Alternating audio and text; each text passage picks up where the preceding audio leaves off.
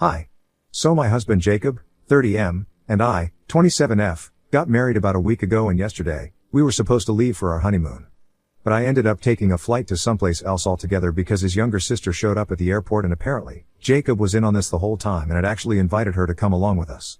For context, his sister Angie, 26F, recently went through a terrible divorce with her ex-husband and has been very torn up about it for the past couple of months.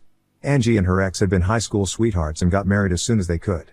They spent several beautiful years together until about a year ago when Angie found out that he had been having an affair for months with one of his co-workers.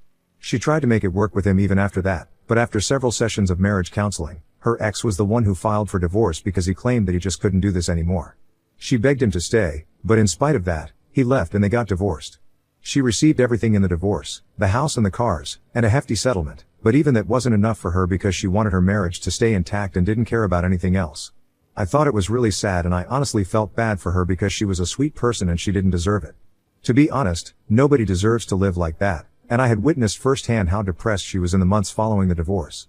I wanted to help her out, but all I could offer her were words of consolation. I wanted to involve her in the wedding so that she would stay busy and distracted, but Jacob told me that he didn't think it was such a good idea because being part of a wedding like ours would just remind her that her own marriage had fallen apart. And he made a good point, so I decided to only stick to checking up on her once in a while. Angie and I were never close friends, but we got along well. In fact, I think I could say that about most of Jacob's family. I wouldn't say that I was close to any of them, but we got along well, and I never had a problem with any of them so far. But then, a day after my wedding, my mother-in-law Nora, 55F, called me up and said that she wanted me to invite Angie to accompany us on our honeymoon. Jacob and I had been planning for this for a really long time, and I think I had been more excited about the honeymoon than the wedding, if I'm being really honest. I love traveling, and so does Jacob, and we love mountain ranges in particular, so we had a whole tour of the Alps planned. We had taken about 3 weeks off from work, and we have been really looking forward to this ever since we planned it. Now I did feel bad for Angie, and I would have been willing to do whatever it took to cheer her up, except for this. Nora told me that even Angie loved to travel, and she believed that going on a trip with us would help her with the pain. But Angie wouldn't be willing to come along unless I invited her personally, so she wanted me to ask her and make it seem like I wanted her to come along. But truth be told, I didn't want her to come with us. For starters, this was supposed to be our honeymoon, and I don't think it's appropriate for family to accompany the newlyweds on their honeymoon. And secondly, I was really looking forward to this since the weeks leading up to the wedding had been really busy and hectic for both of us. Jacob and I had specifically taken time off so we could travel and have some quality time with just each other. It didn't seem fair for Nora to ask me to give all that up for the sake of Angie's happiness. So, with a heavy heart, I had to tell Nora that I couldn't do so because it wouldn't be fair to either of us. I expected her to understand that this was supposed to be our honeymoon and I didn't want Angie tagging along. She didn't fight with me at the time, but tried to convince me that this could do her world of good and I would be doing them all a huge favor by inviting her to come with us. She told me that she was going to cover the cost of Angie traveling with us and I didn't even have to worry about the money. All that I had to do was invite her and be there for her. She was pushing it really hard, but even then, I stood my ground and I firmly declined it because it was not fair to either of us. I could understand that it was difficult for her to deal with a divorce, but she couldn't just tag along with us and expect us to give up our honeymoon just so we could cheer her up. Besides, it wasn't even Angie trying to convince me to let her come along. Nora believed that it would be good for her to travel with us. Had Angie approached me, I might have even considered saying yes. But I didn't think that she wanted to come along with us either because she hadn't said anything of the sort, and even when I had mentioned the honeymoon to her, she hadn't shown any interest in wanting to come with us, and I just told me to have fun. That was it. So after a few minutes of conversation and arguing, Nora decided to drop it and it didn't come up after that. After that conversation, I spoke to Jacob about what his mother had said, but strangely enough, he didn't have any reaction to it. He just asked me what I had told her, and I told him that I had said no. When I said that, he just grunted and that was it, no further discussion about it. In hindsight, I probably should have read more into it, but at the time, I was just too excited to start packing for our honeymoon, so I didn't pay much mind to his reaction. In the week between the wedding and the honeymoon, we were busy at work because we were trying to wrap everything up before we left. So we didn't have a chance to meet anybody from his family. And nobody tried to get in touch with us either. Jacob and I would talk about the honeymoon and our trip occasionally whenever we were at home this last week, but he didn't say a single word about what he had been planning. Until the very last minute, I had no idea that he had invited Angie to come with us, and I only found out when we were at the airport and Angie and Nora showed up. Yesterday, Jacob and I left about 3 hours before our flight was scheduled at the airport. While we were waiting outside and taking our bags out of the cabs, I suddenly noticed Angie and Nora approaching us. I tried to give everybody involved the benefit of the doubt until I noticed that Angie had her bags with her. I knew then that she was definitely not here to just say goodbye to us or drop us off.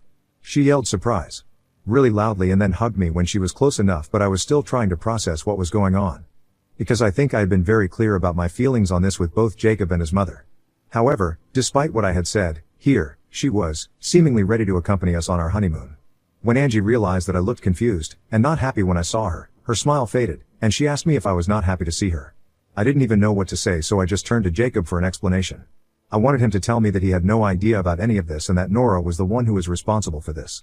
But instead, he told me that after I had informed him about the phone call and the conversation that I had with Nora the other day, he couldn't help but think about how nice it would be for Angie to come with us on the trip and have a good time to distract her. The reason he had not reacted that day was that he had gone behind my back a couple of hours later and told Angie that apparently I was the one who had suggested this idea and invited her to come with us on the trip to surprise me. And he was right about one thing, I was definitely surprised, but not in a good way. I thought it was sneaky and selfish of him to go behind my back to the one thing that I had told him that I didn't want. I like Angie, like I said, she's a really nice person and I like her. But I like a lot of people. I'm not gonna take all of them with me on my honeymoon just because it would be a nice thing to do. I don't have to do things just because it's a sweet thing to do, especially when it comes to something as intimate and special as a honeymoon. After Jacob told me that this was his idea, and he was the one who had invited her to come along with us, I sort of snapped at him right in front of Angie and his mother and told him that this was simply unacceptable. I knew that Angie would feel bad about it, but that was the thing on my mind at that moment. I told him that he had gone behind my back, and I couldn't forgive him for that, because it had barely even been a week into our marriage, and he was already being sneaky and lying to me. He tried to pass this off as something really small and insignificant, but he thought, I had been planning for this honeymoon for ages and I had made it very clear to him that I was really looking forward to this. Even on the day that I had told him about the suggestion that Nora had made and that I didn't like the idea of asking Angie to come along, just because she was depressed, I think I had been very clear about my feelings on this. So this was not petty or insignificant in the slightest to me. I felt like he had betrayed me and I was extremely upset. But he simply refused to look at it like that, and he said that I was making a bigger deal out of it than was necessary and completely blowing this out of proportion. He told me that Angie would be paying for herself.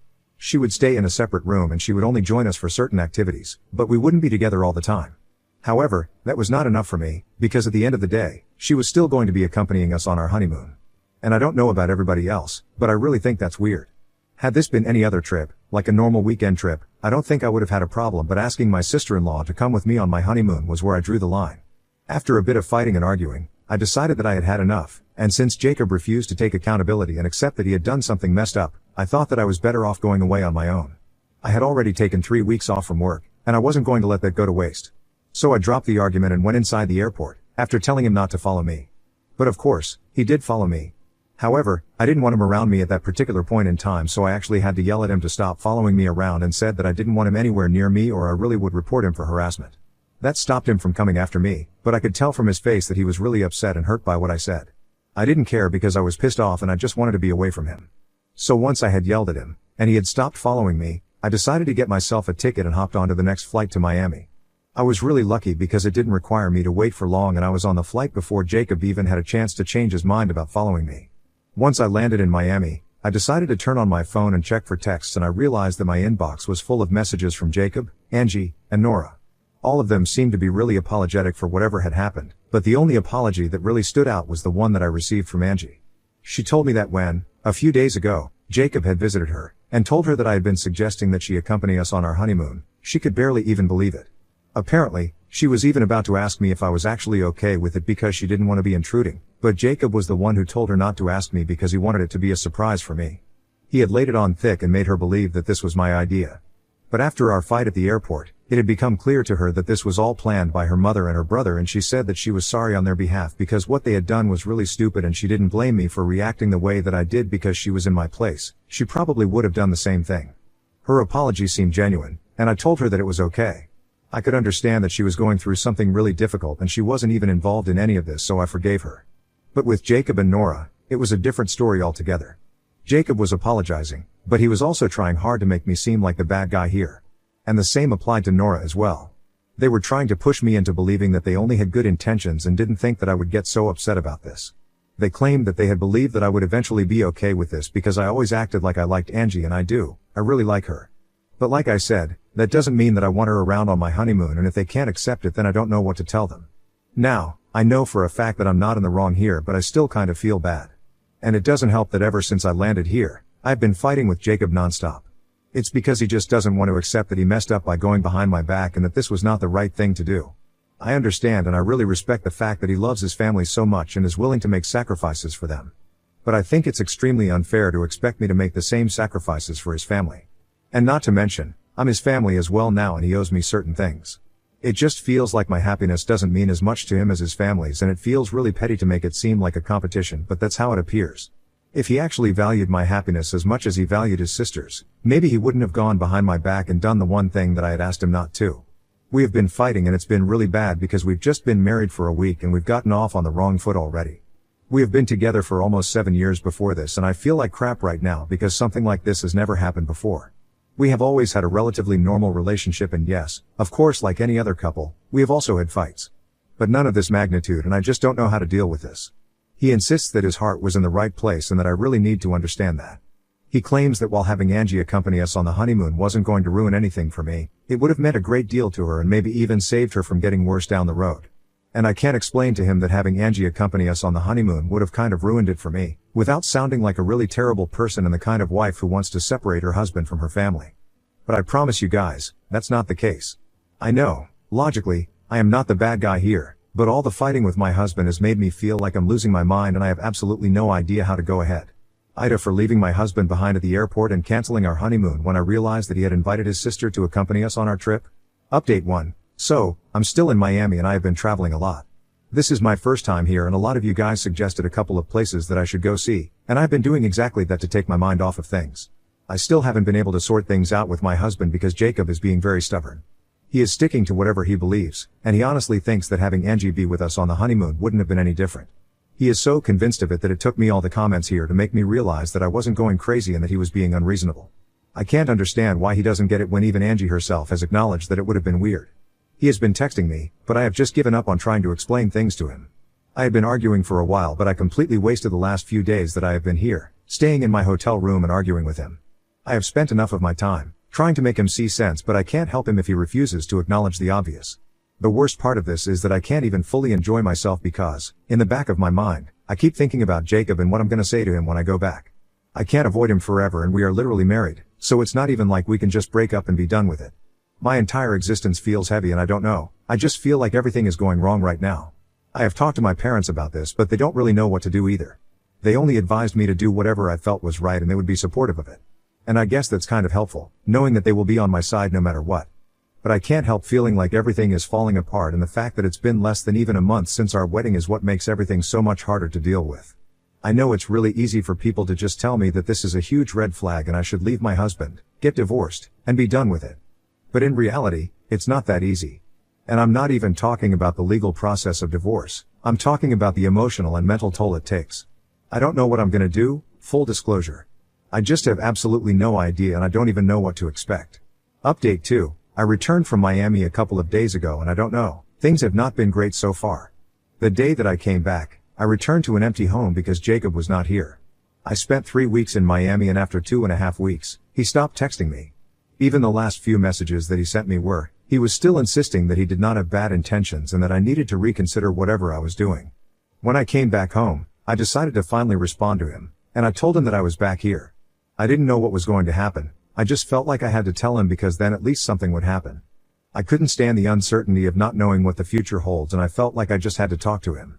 So the day that I told him that I was back here, he texted me back saying that he would come over the next day and we could talk.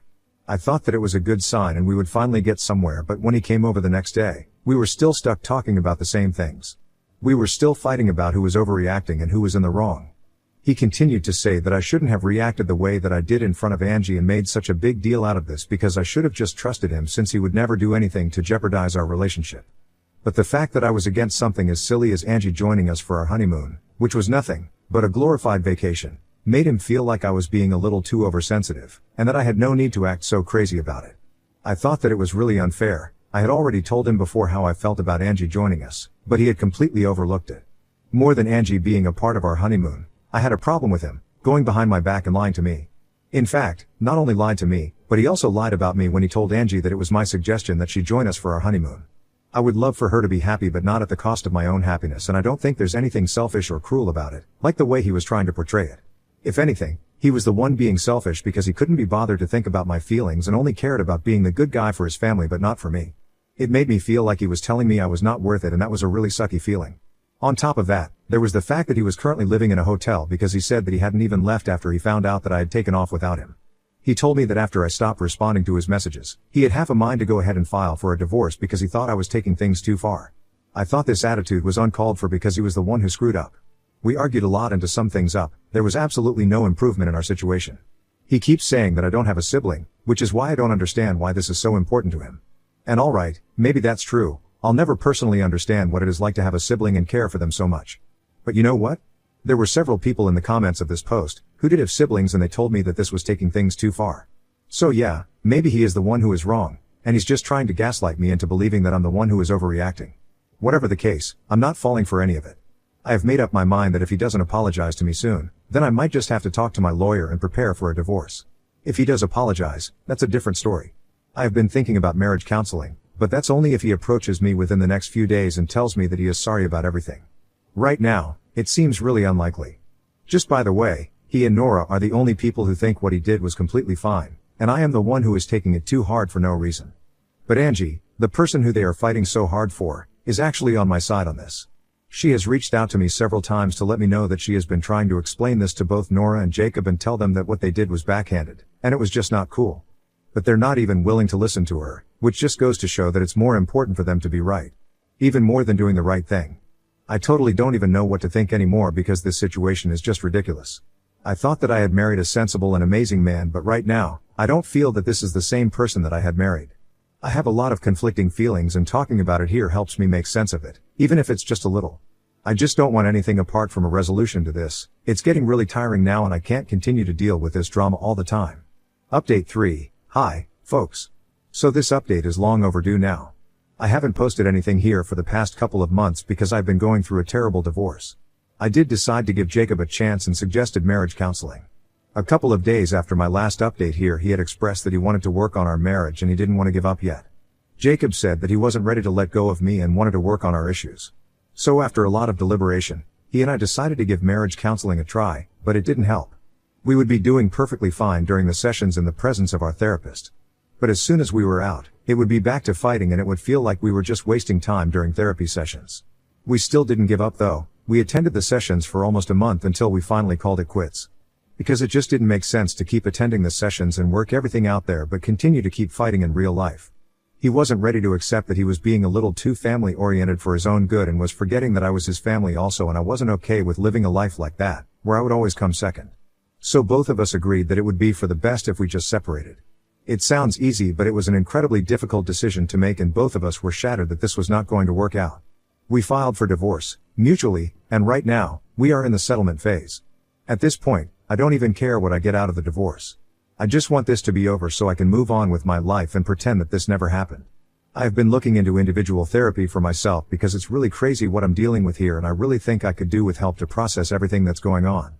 My parents and my friends have been incredibly supportive, and I'm really grateful for it because they're the only people who are actually making it easier for me. I know lots of people are gossiping about me and how my marriage fell apart within less than a year, but I honestly don't even care. What matters is the people who I care about on my side and think that I did the right thing. As long as I have that, I'm not too worried about what happens in the future. I'm just going to work and focus on myself now. Sure, it's going to be a painful couple of months emotionally, but people have gone through worse and survived and I'm hopeful for the future. Thank you so much for all the love and support that you guys have shown me. It means a lot to me.